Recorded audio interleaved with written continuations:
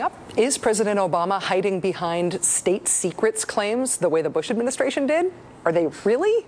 Waiter, where's my change? I'll talk with ACLU attorney Ben Wizner, and we'll do a very special Rachel Maddow show melodramatic reenactment, for which, again, I apologize in advance. And now it is time for another installment in our thankfully very infrequent series, the Rachel Maddow show melodramatic reenactment.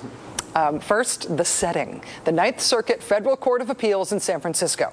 The occasion, a case involving the alleged transport and torture of 5 terrorism suspects who were picked up as part of the CIA's extraordinary rendition program. The context here, the Bush administration's Justice Department getting the case dismissed last year using one of Mr. Bush's favorite tactics, claiming state secrets. They made the argument that even talking about this case in court, even with sensitive information excluded, would jeopardize national security. Whew. Good thing there's a new president in office, right? With a new Department of Justice in place for when those 5 prisoners appeal that dismissal, right? Right? Because there's no way the Obama administration would repeat the blanket state secrecy invocation, right? Right? Let's take a look at what was actually said by the lawyer and a judge in the San Francisco courtroom yesterday.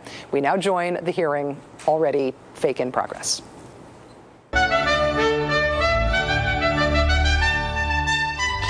May it please the court, I'm Douglas Letter from the United States Department of Justice, which has intervened in this case to urge affirmance. When was the district court decision? About a year ago, February. About a year ago? Yeah. Is there anything material that has happened since that decision in terms of historical stage that has any bearing here? No, Your Honor. No. The change in administration has no bearing? No, Your Honor. The government's position is the same? Exactly, Your Honor. The positions that I'm arguing have been thoroughly vetted with the appropriate officials within the new administration, and these are the authorized positions. So you represent that you are conveying the views of the present Justice Department? Exactly, Your Honor. Absolutely. Absolutely.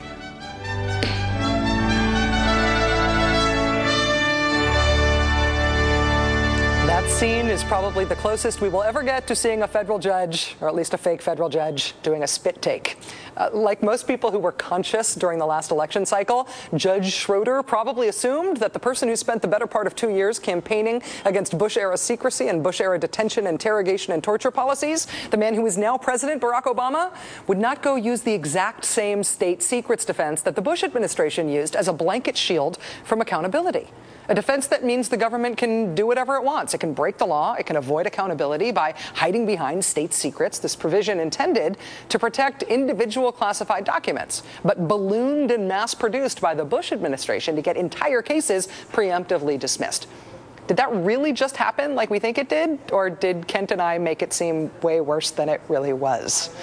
Joining us now is Ben Wizner, the ACLU attorney who argued on behalf of the 5 plaintiffs and against the Obama Justice Department, and who will hopefully forgive me and Kent for acting out that hearing like idiots. Mr. Wizner, it's nice to meet you. Thank you for coming in. Thanks for having me, and thank you also for not having somebody play me in that reenactment. I appreciate it. We thought about it. Yeah. Then we realized you were going to be here in person. You might be mad.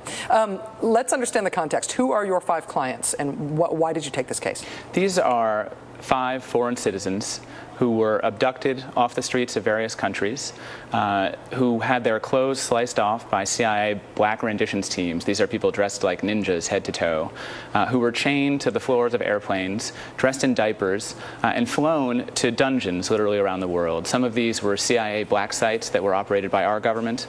Some of them were prisons in countries like Egypt and Morocco that are absolutely notorious for their torture. And these flights were facilitated and organized by a private corporation that we sued in this lawsuit. This isn't the first time that we've tried to bring the administration into court on behalf of rendition victims.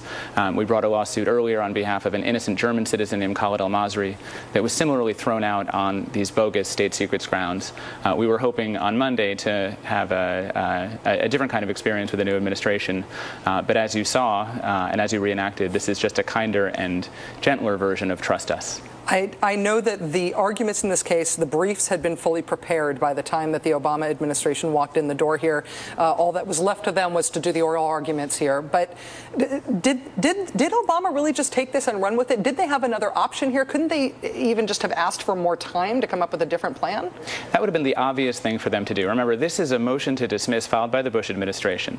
The basis for this motion to dismiss our lawsuit was a declaration filed by Michael Hayden, the current head of the CIA, for maybe a few more days. I don't know how much longer. And that declaration says that the CIA's detention and interrogation program is one of the most vital tools in our war against the terrorists. That if we let this case go forward, it will reveal classified interrogation techniques that will train our enemies in how to resist it. But on January 22nd, the actual president of the United States essentially ended that program. He banned those techniques. He closed the CIA prisons. He said that from now on we're going to comply with our treaties that prevent transfer of prisoners to countries that exercise torture. And so the question was, what is the Justice Department doing defending a declaration like that? Why are they standing in the way of accountability? And I do want to say here that there is no moral equivalence between the two administrations. We have the benefit no longer to have our country run by war criminals. And it is terribly significant that the administration ended so-called enhanced interrogations, is shutting down Guantanamo, ended the extraordinary rendition program. Where we differ from them is on another critical issue, and that's the question of accountability. Yes. And I think that this administration would prefer to sweep the last 7 years under the rug and move on and get along. The problem is not a single torture victim, and there are hundreds, has yet had his day in court. And you did a segment on prosecution. I understand that's a controversial issue.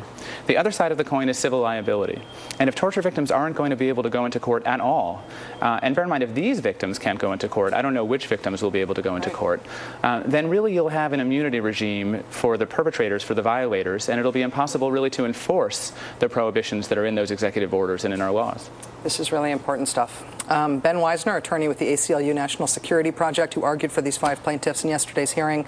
I hope that we helped get the word out about this. It seems incredibly important to me. Thank you for working on the case. Thanks for joining us. Thanks for having me on, Rachel.